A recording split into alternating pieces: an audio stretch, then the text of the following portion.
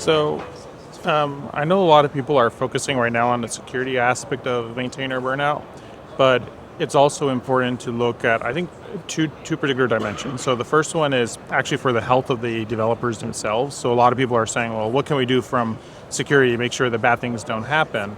But we need to make sure that the people who are doing the work have sustainable lifestyles, that they are able to be happy with what they're working on. And if they're not, then how can we set up the environment so that they can get help if they need it?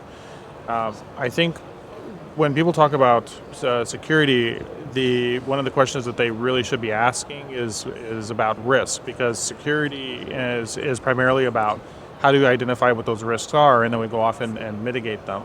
And I think it would be wise to expand the question to not just how do we prevent another XC style attack, but instead to ask a more fundamental question as to what are the risks for all of the key stakeholders, including the open source developers who are present.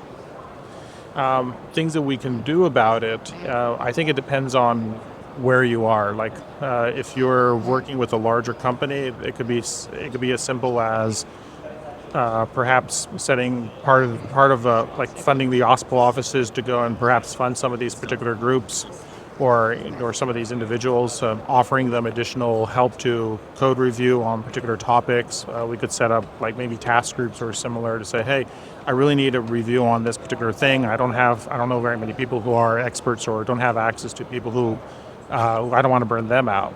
So perhaps there's something we can do from a community perspective where we could have people who are hired primarily, and also taking into consideration their sustainability. But perhaps we can have something where for things that are, especially if they're critical, that they're able to deliver that help when it's needed.